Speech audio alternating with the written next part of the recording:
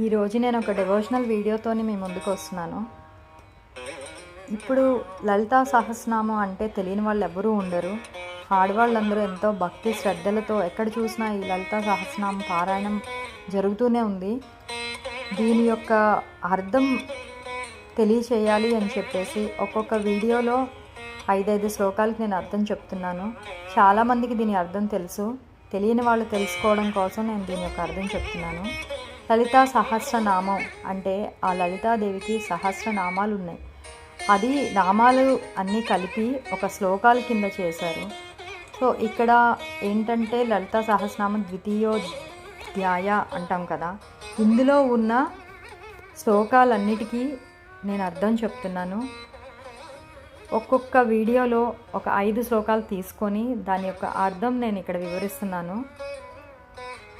So ముందుగా ఇక్కడ మనం లలితాదేవిని ప్రార్థించుకుందాం.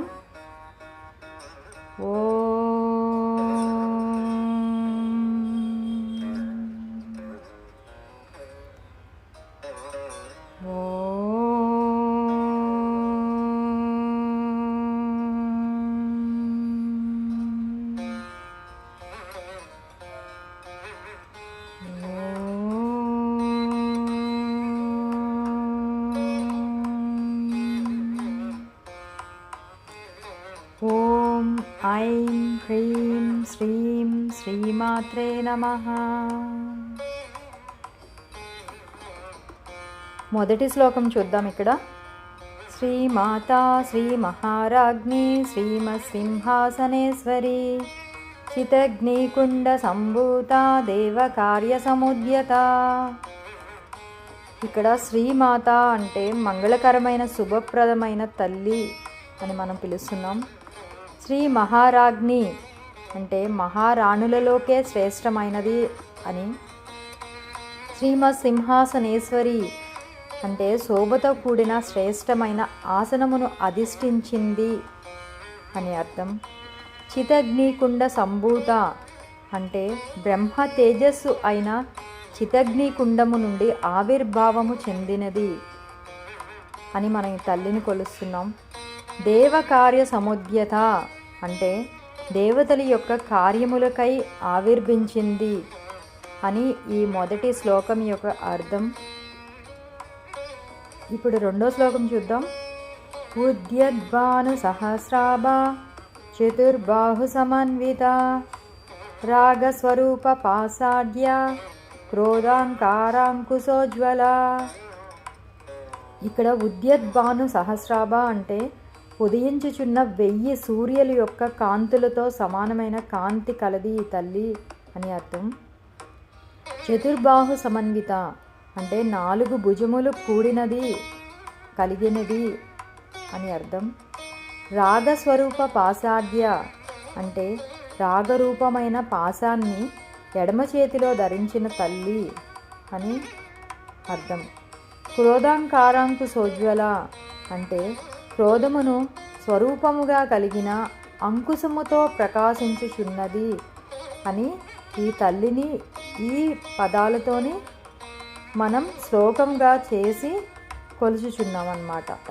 ఇప్పుడు మూడో శ్లోకం చూద్దాం. మనోరూపేక్షు కోదండ పంచతన్మాత్ర సాయక నిజారుణ ప్రభాపూర మజ్జద్బ్రహ్మాండ మండల. ఇక్కడ మనోరూపేక్షు కోదండ అంటే మనోహరమైన చెరుకు విల్లును ఎడమ చేతిలో ధరించిన తల్లి అని అర్థం. పంచ తన్మాత్ర సాయిక అంటే 5 తన్మాత్రలు అంటే శబ్ద స్పర్శ రూప రస గంధాలు అని బాణములు ధరించిన తల్లి అని దీని యొక్క అర్థం. నిజారుణ ప్రభాపూర మజ్జద్ బ్రహ్మాండ మండల అంటే తన ఎర్రనైన శరీర కాంతుల ద్వారా బ్రహ్మాండాన్ని ప్రకాశింపచేసే తల్లి అని దీని అర్థం. ఈ మూడో శ్లోకం యొక్క అర్థం ఇది. ఇప్పుడు నాలుగో శ్లోకం చూద్దాం. చెంపకాసోగ పున్నాగ సౌగంధికల సత్కచ కురువింద మణిశ్రేణి కనత్కోటీర మండిత అంటే చెంపకాసోక పున్నాగ సౌగంధికల సత్కచ అంటే దీని అర్థం ఏంటంటే సంపంగి, అశోక, పున్నాగ, చెంగల్వ పుష్పముల చేత ప్రకాశించుచున్న శిరోజ సంపద కలిగినది ఈ తల్లి అని అర్థం.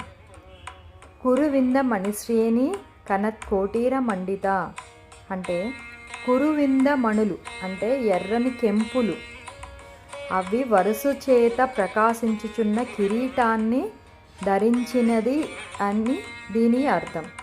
ఈ 4వ శ్లోకం యొక్క అర్థం ఇలా చెప్పుకున్నాం. ఇప్పుడు 5వ శ్లోకం చూద్దాం. అష్టమి చంద్ర విభ్రాజ దళికస్థల శోభిత ముఖచంద్ర కళంకాభ మృగనాభివిశేషక.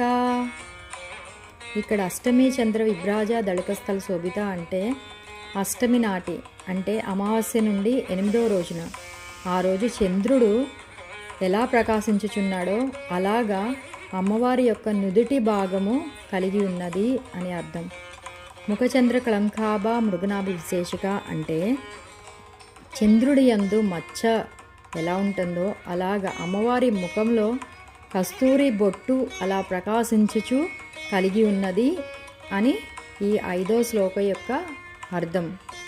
మిగతా శ్లోకాలు కూడా ఒక్కొక్క వీడియోలో ఒక్కొక్క 5 శ్లోకాలు నేను అర్థాలు చెప్తాను.